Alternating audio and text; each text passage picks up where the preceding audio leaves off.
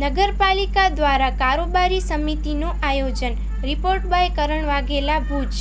આજરોજ કારોબારીનું આયોજન કરેલ હતું, જેની અંદર બાંધકામ શાખાના, પછી જનરલ શાખા, લીગલ શાખા હોય છે, ડ્રેનેજ શાખા હોય છે, રોલાઇટ શાખા હોય છે, SBM શાખા છે, ફાયર શાખા છે, તેમ હરેક અલગ અલગ શાખાઓના પ્રકરણ હતા.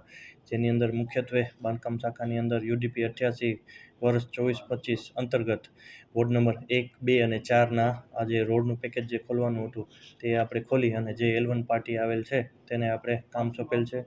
એવી જ રીતના બાંધકામ શાખાના અલગ અલગ બીજા પ્રકરણો હતા તે આજ રોજ કારોબારીની અંદર મંજૂર કરવામાં આવેલ છે.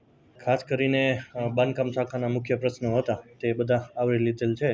અને જે અમૃત જે ગ્રાન્ટ આવેલ છે તેની અંદર ગાર્ડનના જે આપણે ટેન્ડરિંગ કરેલ હતા તેની અંદર પાર્ટી એક જ આવેલ હોય આપણે રીટેન્ડર કરેલ છે. અને ભારે વરસાદ અંતર્ગત આપણે ફેઝ 1ની અંદર 6 કરોડના જે કામ આપણે અત્યારે કાર્યરત છે એની અંદર 5 કરોડની અત્યારે બીજી દરખાસ્ત કરી અને ફેઝ 2ની અંદર કયા કયા રોડ લેવા એનું અત્યારે આયોજન ચાલુ છે. અને આગામી કારોબારીની અંદર તેનો પણ ઠરાવ કરવામાં આવશે. કૃષ્ણાજી પુલનું વારંવાર રજૂઆત કરવામાં આવે છે, તેની અંદર આપનું ધ્યાન દોરું કે નગરપાલિકા અને કારોબારી હસ્તક અને નગરપાલિકાની અંદર આપણે જે કૃષ્ણાજી પુલનો જે ઠરાવ છે તે સંપૂર્ણપણે ઠરાવ કરી પ્લાન એસ્ટિમેટ એનો તૈયાર કરી એનો ઠરાવ કરીને આપણે ઉપલી કચેરી RCM કચેરી ખાતે મોકલેલ છે. અને ત્યાં આપણે એની મંજૂરી માટેની અપેક્ષાની રાહ જોઈએ છીએ.